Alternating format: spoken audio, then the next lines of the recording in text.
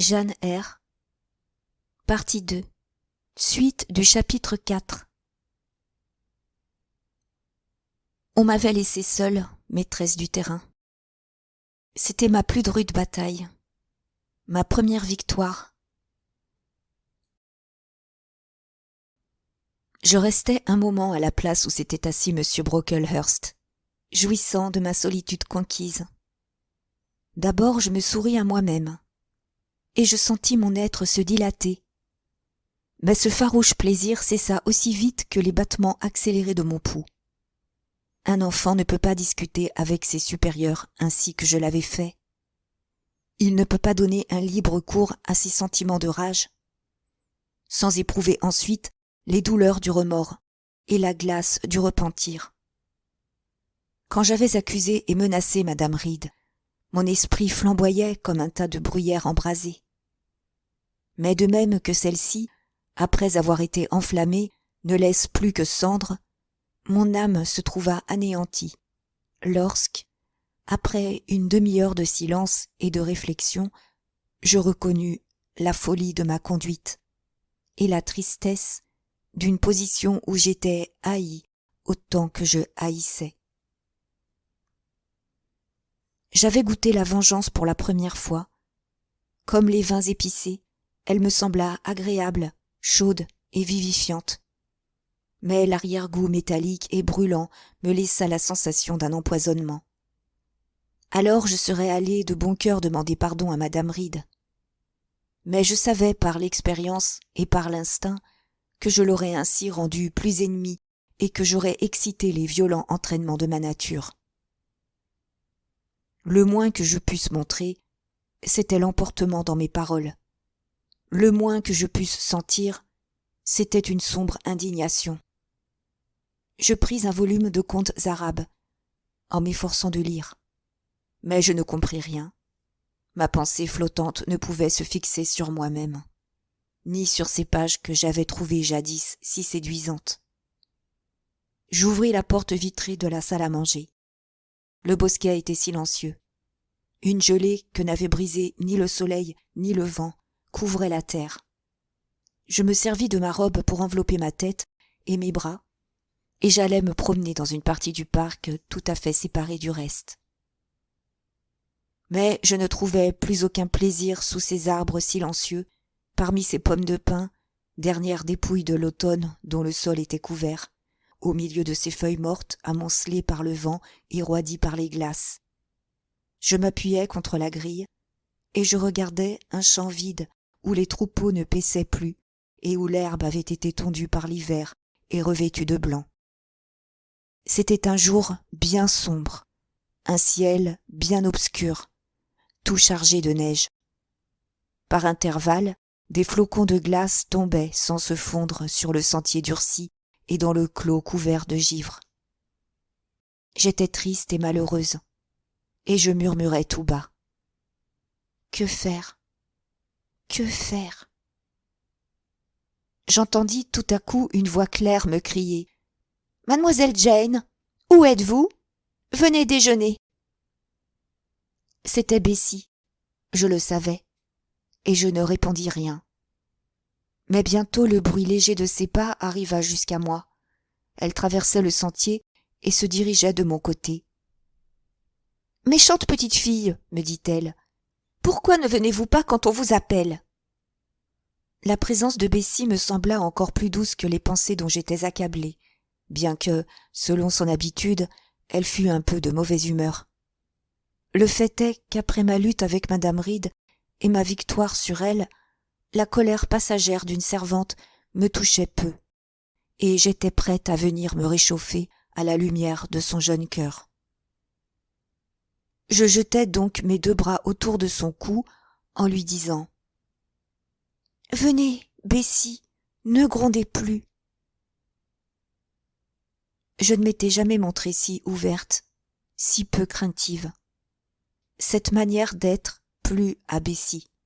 « Vous êtes une étrange enfant, mademoiselle Jane, » me dit-elle en me regardant. « Une petite créature vagabonde, aimant la solitude. Vous allez en pension, n'est-ce pas ?» Je fis un signe affirmatif. Et n'êtes-vous pas triste de quitter la pauvre Bessie? Que suis-je pour Bessie? Elle me gronde toujours. C'est qu'aussi vous vous montrez bizarre, timide, effarouché. Si vous étiez un peu plus hardi. Oui, pour recevoir encore plus de coups. Sottise! Mais, du reste, il est certain que vous n'êtes pas bien traité. Ma mère, lorsqu'elle vint me voir la semaine dernière, me dit que pour rien au monde, elle ne voudrait voir un de ses enfants à votre place. Mais venez, j'ai une bonne nouvelle pour vous. Je ne le pense pas, Bessie. Enfant, que voulez-vous dire? Pourquoi fixer sur moi un regard si triste? Eh bien, vous saurez que monsieur, madame et mesdemoiselles sont allés prendre le thé chez une de leurs connaissances. Quant à vous, vous le prendrez avec moi. Je demanderai à la cuisinière de vous faire un petit gâteau et ensuite vous m'aiderez à visiter vos tiroirs, parce qu'il faudra bientôt que je fasse votre malle. Madame veut que vous quittiez Gateshead dans un jour ou deux. Vous choisirez ceux de vos vêtements que vous voulez emporter. Bessie, dis-je, promettez-moi de ne plus me gronder jusqu'à mon départ. Eh bien oui, mais soyez une bonne fille et n'ayez pas peur de moi. Ne reculez pas quand je parle un peu haut, car c'est là ce qui m'irrite le plus. Je ne crois pas avoir jamais peur de vous maintenant, Bessie, parce que je suis habituée à vos manières, mais j'aurai bientôt de nouvelles personnes à craindre. Si vous les craignez, elles vous détesteront. Comme vous, Bessie? Je ne vous déteste pas, mademoiselle. Je crois vous aimer encore plus que les autres. Vous ne me le montrez pas. Intraitable petite fille, voilà une nouvelle façon de parler. Qui donc vous a rendu si hardie? Bientôt je serai loin de vous, Bessie. Et d'ailleurs, j'allais parler de ce qui s'était passé entre moi et madame Reed. Mais à la réflexion, je pensais qu'il valait mieux garder le silence sur ce sujet. Et alors, vous êtes contente de me quitter? Non, Bessie. Non, en vérité. Et même dans ce moment, je commence à en être un peu triste. Dans ce moment? Et un peu? Comme vous dites cela froidement, ma petite demoiselle. Je suis sûre que si je vous demandais de m'embrasser, vous me refuseriez. Oh non, je veux vous embrasser, et ce sera un plaisir pour moi. Baissez un peu votre tête. Bessie s'inclina, et nous nous embrassâmes. Puis, étant tout à fait remise, je la suivis à la maison. L'après-midi se passa dans la paix et l'harmonie. Le soir, Bessie me conta ses histoires les plus attrayantes et me chanta ses chants les plus doux. Même pour moi, la vie avait ses rayons de soleil. Chapitre 5. On était au matin du 19 janvier. 5 heures venaient de sonner au moment où Bessie entra avec une chandelle dans mon petit cabinet. J'étais debout et presque entièrement habillée. Levée depuis une demi-heure, je m'étais lavé la figure et j'avais mis mes vêtements à la pâle lumière de la lune, dont les rayons perçaient l'étroite fenêtre de mon réduit. Je devais quitter Gateshead ce jour même et prendre, à 6 heures, la voiture qui passait devant la loge du portier.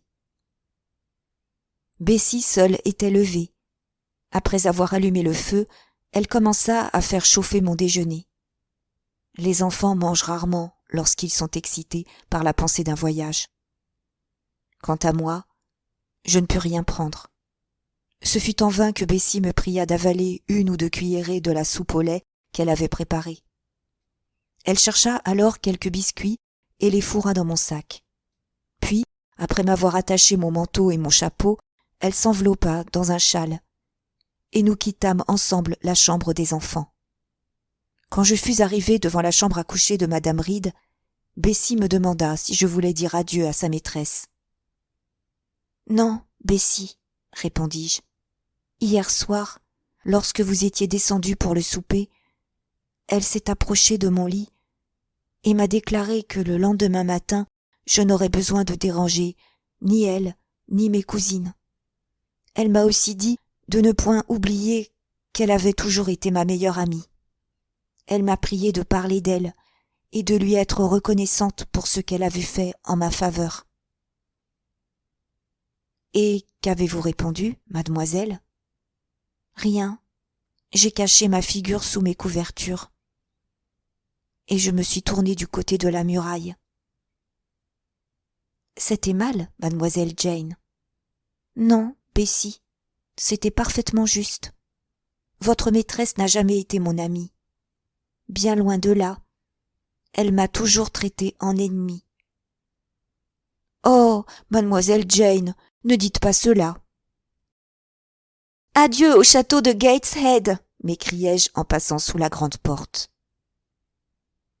La lune avait disparu, et la nuit était obscure.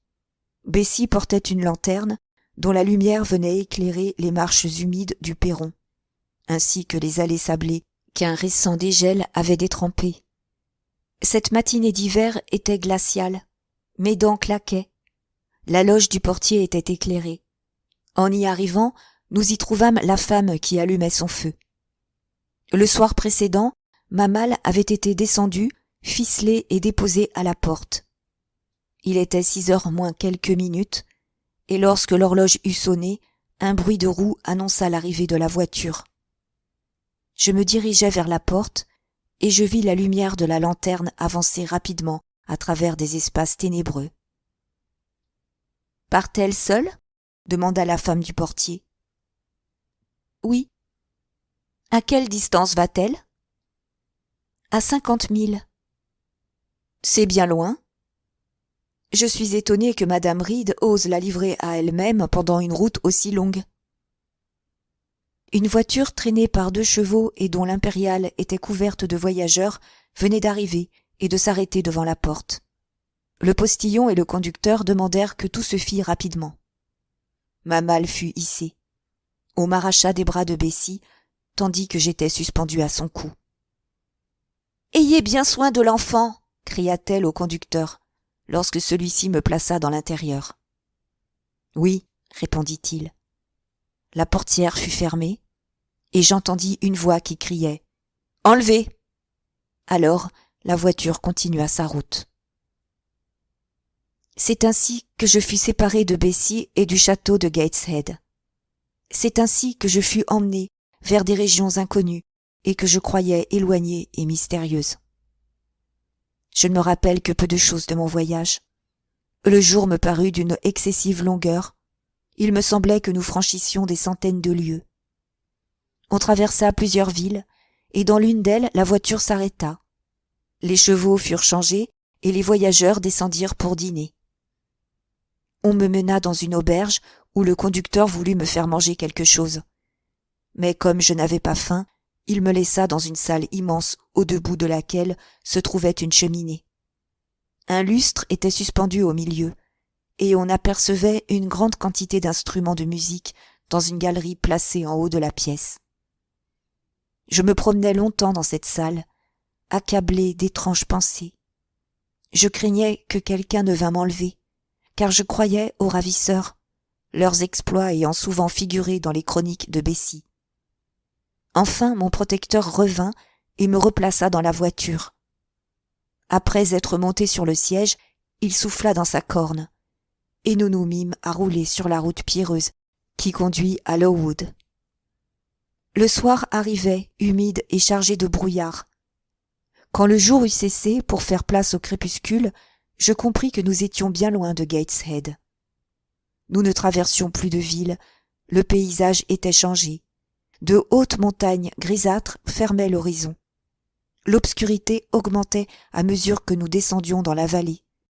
Tout autour de nous, nous n'avions que des bois épais. Depuis longtemps, la nuit avait entièrement voilé le paysage, et j'entendais encore dans les feuilles le murmure du vent. Bercé par ces sons harmonieux, je m'endormis enfin. Je sommeillais depuis longtemps, lorsque la voiture s'arrêtant tout à coup, je m'éveillai. Devant moi se tenait une étrangère que je pris pour une domestique, car à la lueur de la lanterne, je pus voir sa figure et ses vêtements. « Y a-t-il ici une petite fille du nom de Jane Eyre » demanda-t-elle. « Oui, » répondis-je. Aussitôt on me fit descendre. Ma malle fut remise à la servante et la diligence repartit. Le bruit et les secousses de la voiture avaient engourdi mes membres et m'avaient étourdi. Je rassemblais toutes mes facultés pour regarder autour de moi. Le vent, la pluie et l'obscurité remplissaient l'espace. Je pus néanmoins distinguer un mur dans lequel était pratiquée une porte, ouverte pour le moment. Mon nouveau guide me la fit traverser, puis, après l'avoir soigneusement fermée derrière elle, elle tira le verrou. J'avais alors devant moi une maison, ou, pour mieux dire, une série de maisons, qui occupaient un terrain assez considérable. Leurs façades étaient percées d'un grand nombre de fenêtres, dont quelques-unes seulement étaient éclairées.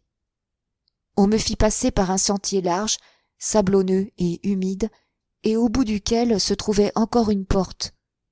De là, nous entrâmes dans un corridor qui conduisait à une chambre à feu. La servante m'y laissa seule. Je demeurai debout devant le foyer, m'efforçant de réchauffer mes doigts glacés. Puis je promenais mon regard autour de moi. Il n'y avait pas de lumière, mais la flamme incertaine du foyer me montrait par intervalles un mur recouvert d'une tenture, des tapis, des rideaux et des meubles d'un acajou brillant. J'étais dans un salon, non pas aussi élégant que celui de Gateshead, mais qui pourtant me parut très confortable. Je m'efforçais de comprendre le sujet d'une des peintures suspendues au mur, lorsque quelqu'un entra avec une lumière. Derrière se tenait une seconde personne.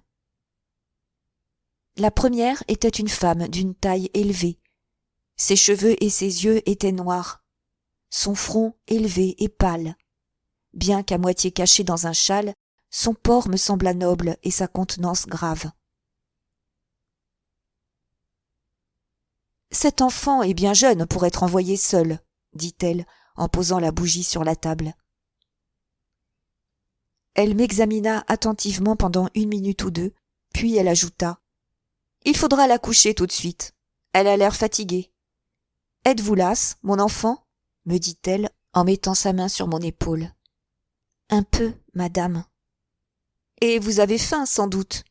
Avant de l'envoyer au lit, faites-lui donner à manger, mademoiselle Miller. Est-ce la première fois que vous quittez vos parents pour venir en pension, mon enfant ?» Je lui répondis que je n'avais point de parents. Elle me demanda depuis quand ils étaient morts, quels étaient mon âge et mon nom, si je savais lire, écrire et coudre. Ensuite, elle me caressa doucement la joue en me disant « J'espère que vous serez une bonne enfant. » Puis elle me remit entre les mains de mademoiselle Miller. La jeune dame que je venais de quitter pouvait avoir 29 ans. Celle qui m'accompagnait paraissait de quelques années plus jeune. La première m'avait frappé par son aspect, sa voix et son regard. Mademoiselle Miller se faisait moins remarquer. Elle avait un teint couperosé et une figure fatiguée. Sa démarche et ses mouvements précipités annonçaient une personne qui doit faire face à beaucoup de devoirs. Elle avait l'air d'une sous-maîtresse, et j'appris qu'en effet, c'était son rôle à Lowood. Elle me conduisit de pièce en pièce, de corridor en corridor, à travers une maison grande et irrégulièrement bâtie. Un silence absolu, qui m'effrayait un peu, régnait dans cette partie que nous venions de traverser. Un murmure de voix lui succéda bientôt. Nous entrâmes dans une salle immense. À chaque bout se dressaient 2 tables éclairées chacune par 2 chandelles. Autour étaient assises sur des bancs des jeunes filles dont l'âge variait depuis 10 jusqu'à 20 ans. Elles me semblèrent innombrables, quoiqu'en réalité elles ne fussent pas plus de 80. Elles portaient toutes le même costume, des robes en étoffe brune et d'une forme étrange, et par-dessus la robe 2 longs tabliers de toile. C'était l'heure de l'étude. Elles repassaient leurs leçons du lendemain, et de là provenait le murmure que j'avais entendu. Mademoiselle Miller me fit signe de m'asseoir sur un banc près de la porte. Puis, se dirigeant vers le bout de cette longue chambre, elle s'écria Monitrice, réunissez les livres de leçons et retirez-les. 4 grandes filles se levèrent des différentes tables, prirent les livres et les mirent de côté. Mademoiselle Miller s'écria de nouveau. Monitrice, allez chercher le souper. Les 4 jeunes filles sortirent et revinrent au bout de quelques instants, portant chacune un plateau sur lequel un gâteau, que je ne reconnus pas d'abord, avait été placé et coupé par morceaux. Au milieu, je vis un gobelet et un vase plein d'eau. Les parts furent distribuées aux élèves, et celles qui avaient soif prirent un peu d'eau dans le gobelet qui servait à toutes. Quand arriva mon tour, je bus, car j'étais très altérée, mais je ne pus rien manger. L'excitation et la fatigue du voyage m'avaient retiré l'appétit. Lorsque le plateau passa devant moi, je pus voir que le souper se composait d'un gâteau d'avoine coupé en tranches. Le repas achevé, mademoiselle Miller lut la prière, et les jeunes filles montèrent l'escalier 2 par 2. Épuisée par la fatigue, je fis peu d'attention au dortoir. Cependant, il me parut très long, comme la salle d'études. Cette nuit-là, je devais coucher avec mademoiselle Miller. Elle m'aida à me déshabiller. Une fois étendue, je jetai un regard sur ces interminables rangées de lits, dont chacun fut bientôt occupé par 2 élèves. Au bout de 10 minutes, l'unique lumière qui nous éclairait fut éteinte, et je m'endormis au milieu d'une obscurité et d'un silence complet. La nuit se passa rapidement. J'étais trop fatiguée même pour rêver. Je ne m'éveillai qu'une fois, et j'entendis le vent mugir en tourbillons furieux et la pluie tomber par torrents. Alors seulement, je m'aperçus que mademoiselle Miller avait pris place à mes côtés. Quand mes yeux se rouvrirent, on sonnait une cloche. Toutes les jeunes filles étaient debout et s'habillaient. Le jour n'avait pas encore commencé à poindre, et 1 ou 2 lumières brillaient dans la chambre. Je me levai à contre-cœur, car le froid était vif, et tout en grelottant je m'habillai de mon mieux. Aussitôt qu'un des bassins fut libre, je me lavai, mais il fallut attendre longtemps, car chacun d'eux servait à 6 élèves. Une fois la toilette finie, la cloche retentit de nouveau. Toutes les élèves se placèrent en rang, 2 par 2, descendirent l'escalier et entrèrent dans une salle d'études à peine éclairée. Les prières furent lues par mademoiselle Miller, qui, après les avoir achevées, s'écria « Formez les classes !» Il en résulta quelques minutes de bruit. Mademoiselle Miller ne cessait de répéter « Ordre et silence !» Quand tout fut redevenu calme, je m'aperçus que les élèves s'étaient séparés en 4 groupes. Chacun de ces groupes se tenait debout devant une chaise placée près d'une table. Toutes les élèves avaient un volume à la main, et un grand livre, que je pris pour une Bible, était placé devant le siège vacant. Il y eut une pause de quelques secondes, pendant lesquelles j'entendis le vague murmure qu'occasionne toujours la réunion d'un grand nombre de personnes. Mademoiselle Miller alla de classe en classe pour étouffer ce bruit sourd qui se prolongeait indéfiniment. Le son d'une cloche lointaine venait de frapper nos oreilles lorsque 3 dames entrèrent dans la chambre. Chacune d'elles s'assit devant une des tables. Mademoiselle Miller se plaça à la 4e chaise, celle qui était le plus près de la porte, et autour de laquelle on n'apercevait que de très jeunes enfants. On m'ordonna de prendre place dans la petite classe, et on me relégua tout au bout du banc. Le travail commença. On récita les leçons du jour, ainsi que quelques textes de l'Écriture sainte. Vint ensuite une longue lecture dans la Bible. Cette lecture dura environ 1 heure. Lorsque tous ces exercices furent terminés, il faisait grand jour. La cloche infatigable sonna pour la 4e fois. Les élèves se séparèrent de nouveau et se dirigèrent vers le réfectoire. J'étais bien aise de pouvoir manger un peu. J'avais pris si peu de choses la veille, que j'étais à demi évanouie d'inanition. Le réfectoire était une grande salle basse et sombre. Sur 2 longues tables fumaient des bassins qui n'étaient pas propres, malheureusement, à exciter l'appétit. Il y eut un mouvement général de mécontentement lorsque l'odeur de ce plat, destiné à leur déjeuner, arriva jusqu'aux jeunes filles. La grande classe, qui marchait en avant, murmura ces mots. « C'est répugnant, le potage est encore brûlé. »« Silence !» cria une voix. Ce n'était pas mademoiselle Miller qui avait parlé, mais la maîtresse d'une classe supérieure, petite femme bien vêtue, mais dont l'ensemble avait quelque chose de maussade. Elle se plaça au bout de la première table, tandis qu'une autre dame, dont l'extérieur était plus aimable, présidait à la seconde. Mademoiselle Miller surveillait la table à laquelle j'étais assise. Enfin, une femme d'un certain âge, et qui avait l'air d'une étrangère, vint se placer à une quatrième table, vis-à-vis de mademoiselle Miller. J'appris plus tard que c'était la maîtresse de français. On récita une longue prière et on chanta un cantique. Une bonne apporta du thé pour les maîtresses, et les préparatifs achevés, le repas commença. J'avalai quelques cuillerées de mon bouillon, sans penser au goût qu'il pouvait avoir, mais quand ma faim fut un peu apaisée, je m'aperçus que je mangeais une soupe détestable. Chacune remuait lentement sa cuillère, goûtait sa soupe, essayait de l'avaler, puis renonçait à des efforts reconnus inutiles. Le déjeuner finit sans que personne eût mangé. On rendit grâce de ce qu'on n'avait pas reçu, et l'on chanta un second cantique. De la salle à manger, on passa dans la salle d'études. Je sortis parmi les dernières, et je vis une maîtresse goûter au bouillon. Elle regarda les autres, toutes semblaient mécontentes. L'une d'elles murmura tout bas. « L'abominable cuisine, c'est honteux !» On ne se remit au travail qu'au bout d'un quart d'heure. Pendant ce temps, il était permis de parler haut et librement. Toutes profitaient du privilège. La conversation roula sur le déjeuner, et chacune des élèves déclara qu'il n'était pas mangeable. Pauvres créatures, c'était leur seule consolation. Il n'y avait d'autre maîtresse dans la chambre que mademoiselle Miller. De grandes jeunes filles l'entouraient et parlaient d'un air sérieux et triste. J'entendis prononcer le nom de madame Brocklehurst.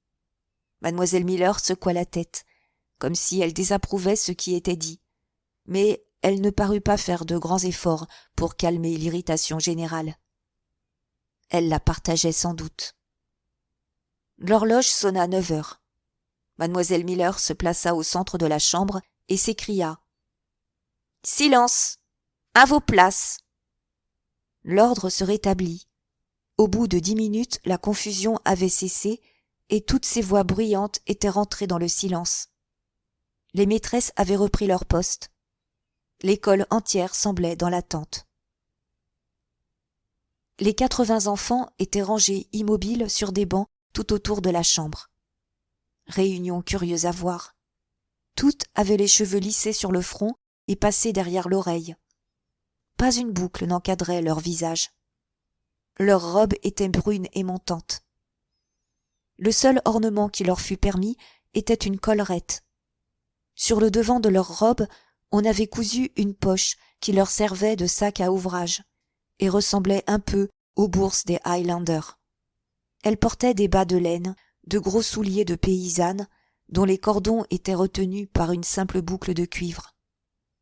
Une vingtaine d'entre elles étaient des jeunes filles arrivées à tout leur développement, ou plutôt même de jeunes femmes.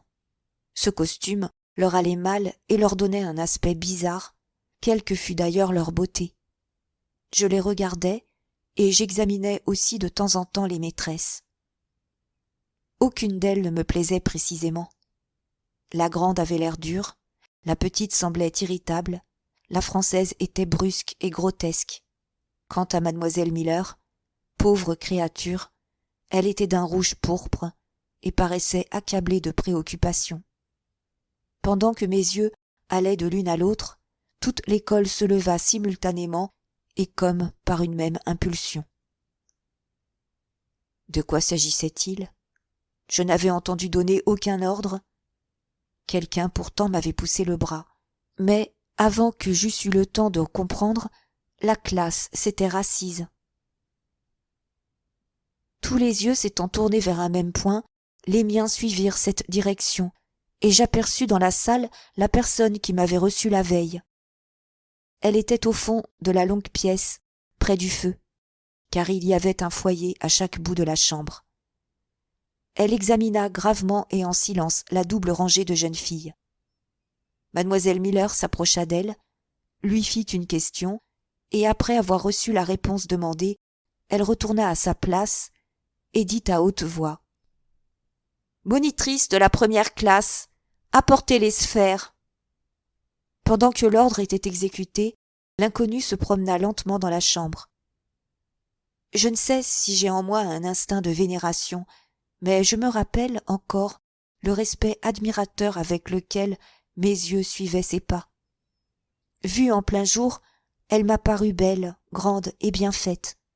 Dans ses yeux bruns brillait une vive bienveillance. Ses sourcils longs et bien dessinés relevaient la blancheur de son front. Ses cheveux, d'une teinte foncée, s'étageaient en petites boucles sur chacune de ses tempes. On ne portait alors ni bandeaux, ni longues frisures. Sa robe était d'après la mode de cette époque, couleur de pourpre et garnie d'un ornement espagnol en velours noir, et à sa ceinture brillait une montre d'or, bijou plus rare alors qu'aujourd'hui. Que le lecteur se représente, pour compléter ce portrait, des traits fins, un teint pâle, mais clair, un port noble, et il aura, aussi complètement que peuvent l'exprimer des mots, l'image de mademoiselle Temple, de Marie Temple, ainsi que je l'appris plus tard, en voyant son nom écrit sur un livre de prière qu'elle m'avait confié pour le porter à l'église. La directrice de Lowood, car c'était elle, s'assit devant la table où avaient été placées les sphères. Elle réunit la première classe autour d'elle et commença une leçon de géographie. Les classes inférieures furent appelées par les autres maîtresses, et pendant 1 heure, on continua les répétitions de grammaire et d'histoire, puis vinrent l'écriture et l'arithmétique. Le cours de musique fut fait par mademoiselle Temple à quelques-unes des plus âgées. L'horloge avertissait lorsque l'heure fixée pour chaque leçon s'était écoulée. Au moment où elle sonna midi, la directrice se leva. « J'ai un mot à adresser aux élèves de Lowood, » dit-elle. Le murmure qui suivait chaque leçon avait déjà commencé à se faire entendre, mais à la voix de mademoiselle Temple, il cessa immédiatement. Elle continua. « Vous avez eu ce matin un déjeuner que vous n'avez pu manger. Vous devez avoir faim. J'ai donné ordre de vous servir une collation de pain et de fromage. » Les maîtresses se regardèrent avec surprise. « Je prends sur moi la responsabilité de cet acte, » ajouta-t-elle, comme pour expliquer sa conduite. Puis, elle quitta la salle d'études. Le pain et le fromage furent apportés et distribués, au grand contentement de toute l'école. On donna ensuite ordre de se rendre au jardin. Chacune mit un grossier chapeau de paille, retenu par des brides de calicot teint, et s'enveloppa d'un manteau de drap gris. Je fus habillée comme les autres, et en suivant le flot, j'arrivai en plein air. Le jardin était un vaste terrain, entouré de murs assez hauts pour éloigner tout regard indiscret. D'un des côtés se trouvait une galerie couverte. Le milieu, entouré de larges allées, était partagé en petits massifs. Toutes les élèves recevaient en entrant un de ces petits massifs pour le cultiver, de sorte que chaque carré avait son propriétaire. En été, lorsque la terre était couverte de fleurs, ces petits jardins devaient être charmants à voir. Mais à la fin de janvier, tout était gelé, pâle et triste. Je frissonnais et je regardais autour de moi. Le jour n'était pas propice aux exercices du dehors. Non pas qu'il fût précisément pluvieux, mais il était assombri par un brouillard épais qui commençait à se résoudre en une pluie fine. Les orages de la veille avaient maintenu la terre humide. Les plus fortes des jeunes filles couraient de côté et d'autre et se livraient à des exercices violents. Quelques-unes, pâles et maigres, allaient chercher un abri et de la chaleur sous la galerie. On entendait souvent une toux creuse sortir de leur poitrine. Je n'avais encore parlé à personne, et personne ne semblait faire attention à moi. J'étais seule, mais l'isolement ne me pesait pas. J'y étais habituée. Je m'appuyais contre une des colonnes de la galerie, ramenant sur ma poitrine mon manteau de drap. Je tâchais d'oublier le froid qui m'assaillait au dehors et la faim qui me rongeait en dedans. Tout mon temps fut employé à examiner et à penser. Mais mes réflexions étaient trop vagues et trop entrecoupées pour pouvoir être rapportées. Je savais à peine où j'étais. Gateshead et ma vie passée flottaient derrière moi à une distance qui me semblait incommensurable. Le présent était confus et étrange, et je ne pouvais former aucune conjecture sur l'avenir. Je me mis à regarder le jardin, qui rappelait singulièrement celui d'un cloître. Puis mes yeux se reportèrent sur la maison, dont une partie était grise et vieille, tandis que l'autre paraissait entièrement neuve. La nouvelle partie, qui contenait la salle d'études et les dortoirs, était éclairée par des fenêtres rondes et grillées, ce qui lui donnait l'aspect d'une église. Une large pierre, placée au-dessus de l'entrée, portait cette inscription. Institution de Lowood. Cette partie a été bâtie par Naomi Brocklehurst, du château de Brocklehurst, en ce comté. Que votre lumière brille devant les hommes, afin qu'ils puissent voir vos bonnes œuvres et glorifier votre Père qui est dans le ciel. Saint Matthieu, verset 16. Après avoir lu et relu ces mots, je compris qu'ils demandaient une explication, et que seul je ne pourrais pas en saisir entièrement le sens. Je réfléchissais à ce que voulait dire institution, et je m'efforçais de trouver le rapport qu'il pouvait y avoir entre la première partie de l'inscription et le verset de la Bible, lorsque le son d'une toux creuse me fit tourner la tête. J'aperçus une jeune fille assise près de moi sur un banc de pierre. Elle tenait un livre qui semblait l'absorber tout entière. D'où j'étais, je pus lire le titre. C'était « Rasselas ». Ce nom me frappa par son étrangeté, et d'avance, je supposais que le volume devait être intéressant. En retournant une page, la jeune fille leva les yeux. J'en profitai pour lui parler. « Votre livre est-il amusant ?» demandai-je. J'avais déjà formé le projet de le lui emprunter un jour à venir. « Je l'aime, » me répondit-elle après une courte pause qui lui permit de m'examiner. « De quoi y parle-t-on » continuai-je. Je ne pouvais comprendre comment j'avais la hardiesse de lier ainsi conversation avec une étrangère.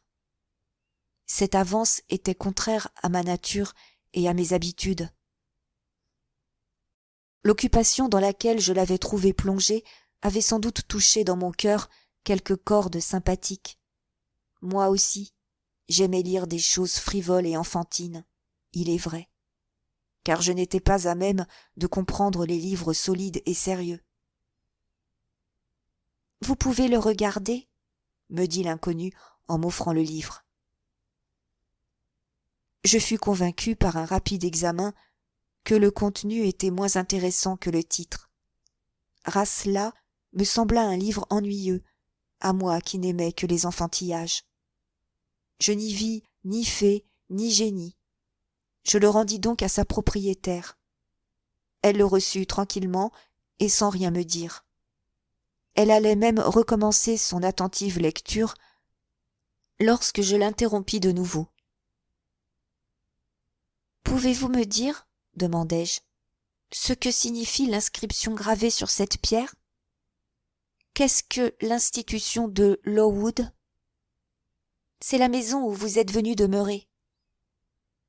Pourquoi l'appelle-t-on institution ? Est-elle différente des autres écoles ? C'est en partie une école de charité. Vous et moi, et toutes les autres élèves, sommes des enfants de charité. Vous devez être orpheline. Votre père et votre mère ne sont-ils pas morts ? Tous deux sont morts à une époque dont je ne puis me souvenir. Eh bien, toutes les enfants que vous verrez ici ont perdu au moins un de leurs parents, Et voilà la raison qui a fait donner à cette école le nom d'institution pour l'éducation des orphelines. Payons-nous? Ou bien nous élève-t-on gratuitement? Nous ou nos amis payons 15 livres sterling par an. Alors, pourquoi nous appelle-t-on des enfants de charité? Parce que la somme de 15 livres sterling n'étant pas suffisante pour faire face aux dépenses de notre entretien et de notre éducation, ce qui manque est fourni par une souscription. Quels sont les souscripteurs? Des personnes charitables demeurant dans les environs ou bien même habitant Londres. Et quelle est cette Naomi Brocklehurst? C'est la dame qui a bâti la nouvelle partie de cette maison, ainsi que l'indique l'inscription. Son fils a maintenant la direction générale de l'école. Pourquoi? Parce qu'il est trésorier et chef de l'établissement. Alors la maison n'appartient pas à cette dame qui a une montre d'or et qui nous a fait donner du pain et du fromage? À mademoiselle Temple? Oh non, je souhaiterais bien qu'elle lui appartînt, mais elle doit compte à monsieur Brocklehurst de tous ses actes. C'est lui qui achète notre nourriture et nos vêtements. Demeure-t-il ici? Non. Il habite au château qui est éloigné de Lowood d'une demi-lieue. Est-il bon? C'est un pasteur, et on prétend qu'il fait beaucoup de bien. N'avez-vous pas dit que cette grande dame s'appelait mademoiselle Temple? Oui. Et comment s'appellent les autres maîtresses? Celle que vous voyez là, et dont le visage est rouge, c'est mademoiselle Smith. Elle taille et surveille notre couture, car nous faisons nous-mêmes nos robes, nos manteaux et tous nos vêtements. La petite, qui a des cheveux noirs, c'est mademoiselle Scatcherd.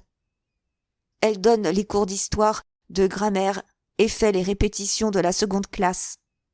Enfin, celle qui est enveloppée dans un châle et porte son mouchoir attaché à son côté, avec un ruban jaune, c'est madame Pierrot. Elle vient de Lille et enseigne le français. Aimez-vous les maîtresses? Assez. Aimez-vous la petite qui a des cheveux noirs? Et madame, je ne puis pas prononcer son nom comme vous. Mademoiselle Scatcherd est vive. Il faudra faire bien attention à ne pas la blesser. Madame Pierrot est une assez bonne personne. Mais mademoiselle Temple est la meilleure, n'est-ce pas? Oh, mademoiselle Temple est très bonne. Elle sait beaucoup. Elle est supérieure aux autres maîtresses, parce qu'elle est plus instruite qu'elles toutes. Y a-t-il longtemps que vous demeurez à Lowood? 2 ans. Êtes-vous orpheline? Ma mère est morte. Êtes-vous heureuse ici? Vous me faites trop de questions. Nous avons assez causé pour aujourd'hui, et je désirerais lire un peu. Mais, à ce moment, la cloche ayant sonné pour annoncer le dîner, tout le monde rentra. Le parfum qui remplissait la salle à manger était à peine plus appétissant que celui du déjeuner. Le repas fut servi dans 2 grands plats d'étain, d'où sortait une épaisse fumée, répandant l'odeur de graisse rance. Le dîner se composait de pommes de terre sans goût et de viande qui en avait trop, le tout cuit ensemble. Chaque élève reçut une portion assez abondante. Je mangeai ce que je pus, tout en me demandant si je ferais tous les jours aussi maigre chair. Après le dîner, nous passâmes dans la salle d'études. Les leçons recommencèrent et se prolongèrent jusqu'à 5 heures. Il n'y eut dans l'après-midi qu'un seul événement de quelque importance. La jeune fille avec laquelle j'aurais causé sous la galerie fut renvoyée d'une leçon d'histoire par mademoiselle Scatcherd, sans que je puisse en savoir la cause. On lui ordonna d'aller se placer au milieu de la salle d'études. Cette punition me sembla bien humiliante, surtout à son âge. Elle semblait avoir de 13 à 14 ans. Je m'attendais à lui voir donner des signes de souffrance et de honte. Mais, à ma grande surprise, elle ne pleura ni ne rougit. Calme et grave, elle resta là, en butte à tous les regards. Comment peut-elle supporter ceci avec tant de tranquillité et de fermeté, pensai-je. Si j'étais à sa place, je souhaiterais de voir la terre m'engloutir. mais elle semblait porter sa pensée au-delà de son châtiment et de sa triste position. Elle ne paraissait point préoccupée de ce qui l'entourait. J'avais entendu parler de personnes qui rêvaient éveillées. Je me demandais s'il n'en était pas ainsi pour elle. Ses yeux étaient fixés sur la terre, mais il ne la voyait pas. Son regard semblait plongé dans son propre cœur. Elle pense au passé, me dis-je. Mais certes, le présent n'est rien pour elle. Cette jeune fille était une énigme pour moi. Je ne savais si elle était bonne ou mauvaise. Lorsque 5 heures furent sonnées, on nous servit un nouveau repas, consistant en une tasse de café et un morceau de pain noir. Je bus mon café et je dévorai mon pain. Mais j'en aurais désiré davantage. J'avais encore faim. Vint ensuite une demi-heure de récréation, puis de nouveau l'étude. Enfin, le verre d'eau, le morceau de gâteau d'avoine, la prière, et tout le monde alla se coucher. C'est ainsi que se passa mon premier jour à Lowood. Chapitre 6. Le jour suivant commença de la même manière que le premier. On se leva et on s'habilla à la lumière. Mais ce matin-là, nous fûmes dispensés de la cérémonie du lavage, car l'eau était gelée dans les bassins. La veille au soir, il y avait eu un changement de température. Un vent du nord-est, soufflant toute la nuit à travers les crevasses de nos fenêtres, nous avait fait frissonner dans nos lits et avait glacé l'eau. Avant que l'heure et demie destinée à la prière et à la lecture de la Bible fût écoulée, je me sentis presque morte de froid. Le déjeuner arriva enfin. Ma part me sembla bien petite, et j'en aurais volontiers accepté le double. Ce jour-là, je fus enrôlée dans la 4e classe, et on me donna des devoirs à faire. Jusque-là, je n'avais été que spectatrice à Lowood. J'allais devenir actrice. Comme j'étais peu habituée à apprendre par cœur, les leçons me semblèrent d'abord longues et difficiles. Le passage continuel d'une étude à l'autre m'embrouillait. Aussi, ce fut une vraie joie pour moi lorsque, vers 3 heures de l'après-midi, mademoiselle Smith me remit avec une bande de mousseline, longue de 2 mètres, un dé et des aiguilles. Elle m'envoya dans un coin de la chambre et m'ordonna d'ourler cette bande. Presque tout le monde cousait à cette heure, excepté toutefois quelques élèves qui lisaient tout haut, groupés autour de la chaise de mademoiselle Scatcherd. La classe était silencieuse, de sorte qu'il était facile d'entendre le sujet de la leçon, de remarquer la manière dont chaque enfant s'en tirait, et d'écouter les reproches ou les louanges adressées par la maîtresse. On lisait l'histoire d'Angleterre. Parmi les lectrices se trouvait la jeune fille que j'avais rencontrée sous la galerie. Au commencement de la leçon, elle était sur les premiers rangs. Mais pour quelque erreur de prononciation, ou pour ne pas s'être point arrêtée quand elle le devait, elle fut renvoyée au fond de la pièce. Mademoiselle Scatcherd continua jusque dans cette place obscure à la rendre l'objet de ses incessantes observations. Elle se tournait continuellement vers elle pour lui dire « Burns », car dans ces pensions de charité on appelle les enfants par leur nom de famille, comme cela se pratique dans les écoles de garçons. « Burns, vous tenez votre pied de côté. Remettez-le droit immédiatement. Burns, vous plissez votre menton de la manière la plus déplaisante. Cessez tout de suite. Burns, je vous ai dit de tenir la tête droite. Je ne veux pas vous voir devant moi dans une telle attitude. » Lorsque le chapitre eut été lu 2 fois, on ferma les livres et l'interrogation commença. La leçon comprenait une partie du règne de Charles Ier. Il y avait plusieurs questions sur le tonnage, l'impôt et le droit payé par les bateaux. La plupart des élèves étaient incapables de répondre, mais toutes les difficultés étaient immédiatement résolues dès qu'elles arrivaient à mademoiselle Burns. Elle semblait avoir retenu toute la leçon, et elle avait une réponse prête pour chaque question. Je m'attendais à voir mademoiselle Scatcherd louer son attention.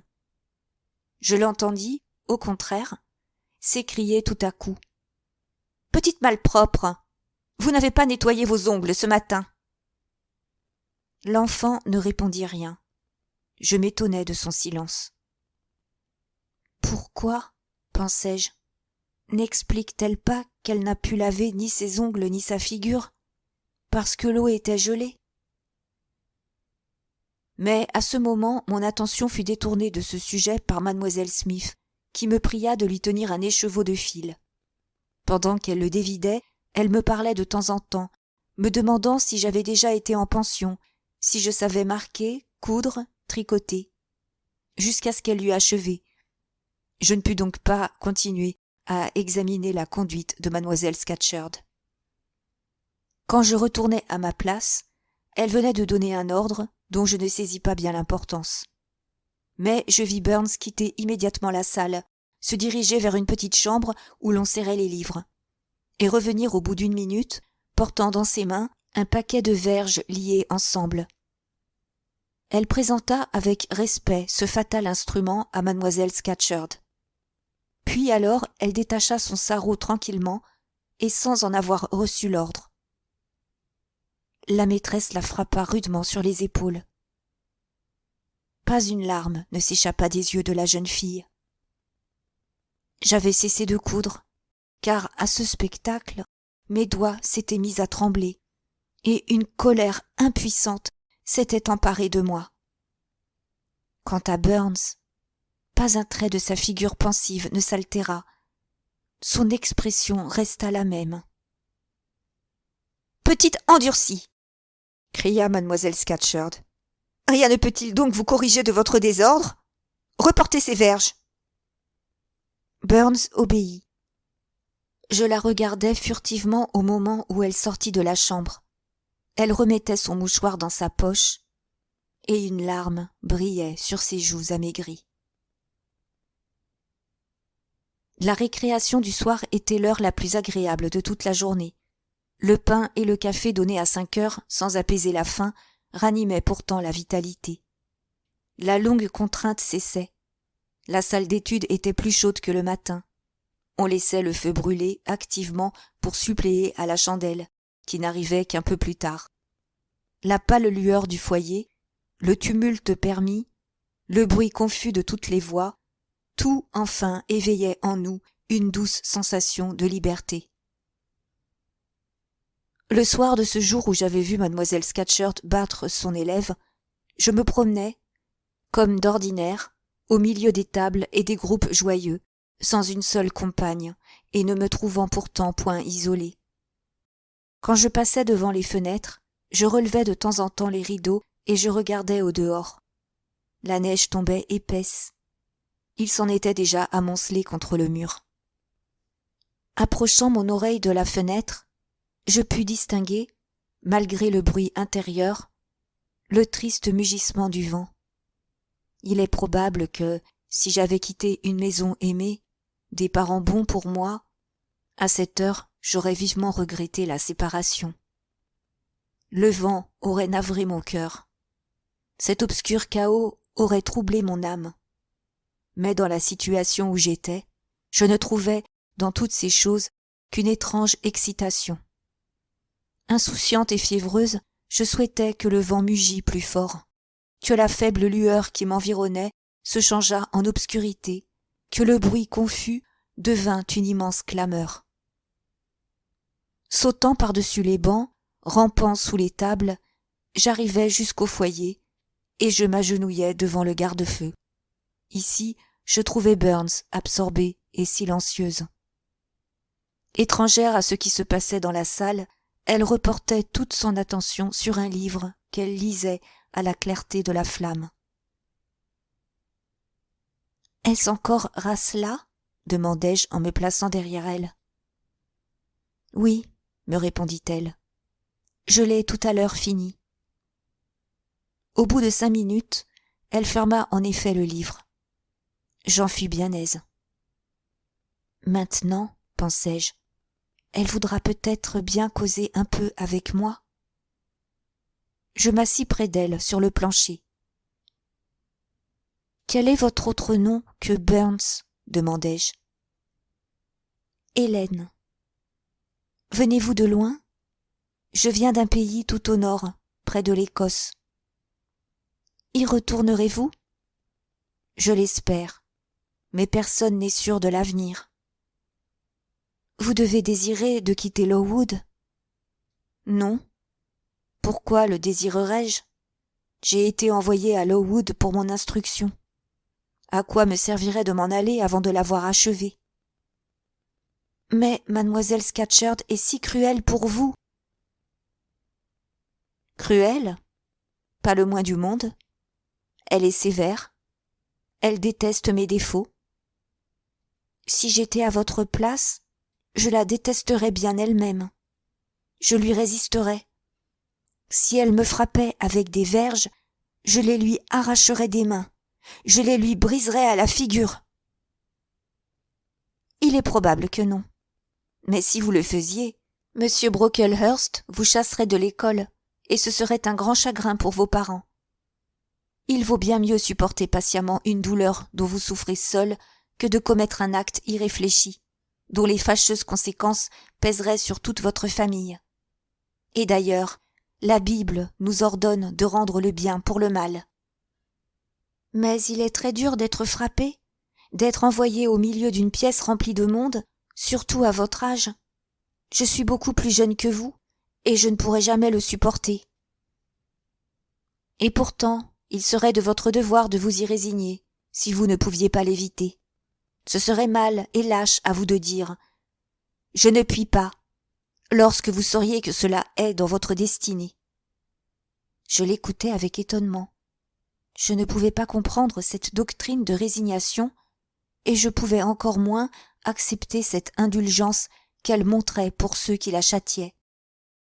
Je sentais qu'Hélène Burns considérait toute chose à la lumière d'une flamme invisible pour moi. Je pensais qu'elle pouvait bien avoir raison et moi tort, mais je ne me sentais pas disposée à approfondir cette matière. Vous dites que vous avez des défauts, Hélène. Quels sont-ils? Vous me semblez bonne. Alors apprenez de moi à ne pas juger d'après l'apparence. Comme le dit mademoiselle Scatcherd, je suis très négligente. Je mets rarement les choses en ordre, et je ne les y laisse jamais. J'oublie les règles établies. Je lis quand je devrais apprendre mes leçons. Je n'ai aucune méthode. Je dis quelquefois, comme vous, que je ne puis pas supporter d'être soumise à un règlement. Tout cela est très irritant pour mademoiselle Scatcherd, qui est naturellement propre et exacte. Et intraitable et cruelle, ajoutai-je. Mais Hélène ne voulut pas approuver cette addition. Elle demeura silencieuse. Mademoiselle Temple est-elle aussi sévère que mademoiselle Scatcherd? En entendant prononcer le nom de mademoiselle Temple, un doux sourire vint éclairer sa figure sérieuse. Mademoiselle Temple, dit-elle, est remplie de bonté. Il lui est douloureux d'être sévère, même pour les plus mauvais élèves. Elle voit mes fautes et m'en avertit doucement. Si je fais quelque chose digne de louange, elle me récompense libéralement. Et une preuve de ma nature défectueuse, c'est que ses reproches si doux, si raisonnables, n'ont pas le pouvoir de me corriger de mes fautes. Ces louanges, qui ont tant de valeur pour moi, ne peuvent m'exciter au soin et à la persévérance. « C'est étonnant, m'écriai-je. Il est si facile d'être soigneuse. » Pour vous, je n'en doute pas. Le matin, pendant la classe, j'ai remarqué que vous étiez attentive. Votre pensée ne semblait jamais errer pendant que mademoiselle Miller expliquait la leçon et vous questionnait, tandis que la mienne s'égare continuellement. Alors que je devrais écouter mademoiselle Scatcherd et recueillir assidûment tout ce qu'elle dit, je n'entends souvent même plus le son de sa voix. Je tombe dans une sorte de rêve. Je pense quelquefois que je suis dans le Northumberland. Je prends le bruit que j'entends autour de moi pour le murmure d'un petit ruisseau qui coulait près de notre maison. Quand vient mon tour, il faut que je sorte de mon rêve. Mais comme, pour mieux entendre le ruisseau de ma vision, je n'ai point écouté ce qu'on disait, je n'ai pas de réponse prête. Et pourtant, comme vous avez bien répondu ce matin, c'est un pur hasard. Le sujet de la lecture m'intéressait. Au lieu de rêver à mon pays, je m'étonnais de ce qu'un homme qui aimait le bien pût agir aussi injustement, aussi follement que Charles Ier. Je pensais qu'il était triste, avec cette intégrité et cette conscience, de ne rien admettre en dehors de l'autorité. S'il eût seulement été capable de voir en avant, de comprendre où tendait l'esprit du siècle. Et pourtant, je l'aime, je le respecte, ce pauvre roi assassiné. Ses ennemis furent plus coupables que lui. Ils versèrent un sang auquel il n'avait pas le droit de toucher. Comment osèrent-ils le frapper? Hélène parlait pour elle. Elle avait oublié que je n'étais pas à même de la comprendre, que je ne savais rien, ou du moins presque rien à ce sujet. Je la ramenais sur mon terrain. Et quand mademoiselle Temple vous donne des leçons, votre pensée continue-t-elle à errer? Non, certainement. C'est rare du moins. Mademoiselle Temple a presque toujours à me dire quelque chose de plus nouveau que mes propres réflexions. Son langage me semble doux, et ce qu'elle m'apprend est justement ce que je désirais savoir. Alors, avec mademoiselle Temple, vous êtes bonne? Oui, c'est-à-dire que je suis bonne passivement. Je ne fais point d'efforts. Je vais où me guide mon penchant. Il n'y a pas de mérite dans une telle bonté. Un grand, au contraire, vous êtes bonne pour ceux qui sont bons envers vous. C'est tout ce que j'ai jamais désiré. Si l'on obéissait à ceux qui sont cruels et injustes, les méchants auraient trop de facilité. Rien ne les effraierait plus, et ils ne changeraient pas. Au contraire, ils deviendraient de plus en plus mauvais. Quand on nous frappe sans raison, nous devrions aussi frapper rudement, si rudement que la personne qui a été injuste ne fût jamais tentée de recommencer. Quand vous serez plus âgé, j'espère que vous changerez d'idée. Vous êtes encore une enfant, et vous ne savez pas. Mais je sens, Hélène, que je détesterai toujours ceux qui ne m'aimeront pas, quoi que je fasse pour leur plaire, et que je résisterai à ceux qui me puniront injustement. C'est tout aussi naturel que de chérir ceux qui me montreront de l'affection et d'accepter un châtiment si je le reconnais mérité. Les païens et les tribus sauvages proclament cette doctrine, mais les chrétiens et les nations civilisées la désavouent. Comment? Je ne comprends pas. Ce n'est pas la violence qui dompte la haine, ni la vengeance qui guérit l'injure. Qu'est-ce donc alors? Lisez le Nouveau Testament. Écoutez ce que dit le Christ, et voyez ce qu'il fait. Que sa parole devienne votre règle, et sa conduite votre exemple. Et que dit-il?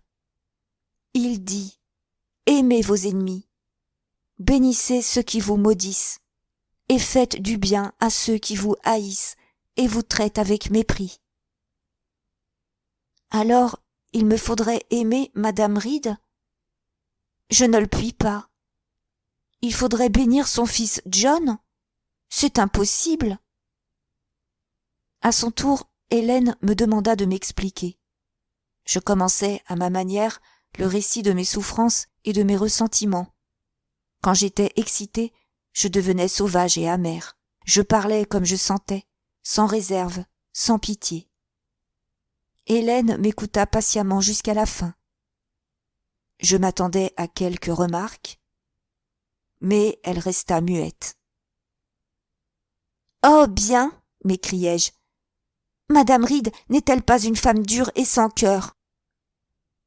Sans doute. Elle a manqué de bonté envers vous parce qu'elle n'aimait pas votre caractère, de même que mademoiselle Scatcherd n'aime pas le mien. Mais comme vous vous rappelez exactement toutes ces paroles, toutes ces actions, quelle profonde impression son injustice sembla avoir faite sur votre cœur. Aucun mauvais traitement n'a laissé en moi une trace aussi profonde. Ne seriez-vous pas plus heureuse si vous essayiez d'oublier sa sévérité ainsi que les émotions passionnées qu'elle a excitées en vous? La vie me semble trop courte pour la passer à nourrir la haine ou à inscrire les torts des autres. Ne sommes-nous pas tous chargés de fautes en ce monde? Le temps viendra, bientôt, je l'espère, où nous nous dépouillerons de nos enveloppes corruptibles. Alors, l'avilissement et le péché nous quitteront en même temps que notre incommode prison de chair. Alors, il ne restera plus que l'étincelle de l'esprit, le principe impalpable de la vie pure, comme lorsqu'il sortit des mains du Créateur pour animer la créature. Il retournera d'où il vient. Peut-être se communiquera-t-il à quelque esprit plus grand que l'homme. Peut-être traversera-t-il des degrés de gloire. Peut-être enfin le pâle rayon de l'âme humaine se transformera-t-il en la brillante lumière de l'âme des séraphins. Mais ce qui est certain, c'est que ce principe ne peut pas dégénérer et ne peut être allié à l'esprit du mal.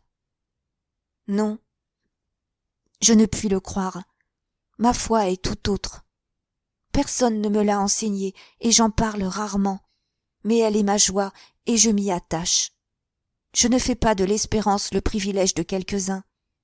Je l'étends sur tous. Je considère l'éternité comme un repos, comme une demeure lumineuse, non pas comme un abîme et un lieu de terreur. Avec cette foi, je ne puis confondre le criminel et son crime. Je pardonne sincèrement au premier et j'abhorre le second. Le désir de la vengeance ne peut accabler mon cœur. Le vice ne me dégoûte pas assez pour m'éloigner du coupable, et l'injustice ne me fait pas perdre tout courage. Je vis calme, les yeux tournés vers la fin de mon existence. La tête d'Hélène s'affaissait de plus en plus à mesure qu'elle parlait. Je vis par son regard qu'elle ne désirait plus causer avec moi, mais plutôt s'entretenir avec ses propres pensées. Cependant, on ne lui laissa pas beaucoup de temps pour la méditation. Une monitrice, arrivée presque au même moment où nous finissions notre entretien, s'écria avec un fort accent du Cumberland. « Hélène Burns, si vous ne mettez pas vos tiroirs en ordre, et si vous ne pliez pas votre ouvrage, je vais dire à mademoiselle Scatcherd de venir tout examiner. » Hélène soupira en se voyant contrainte de renoncer à sa rêverie. Elle se leva pourtant, et, sans rien répondre, elle obéit immédiatement.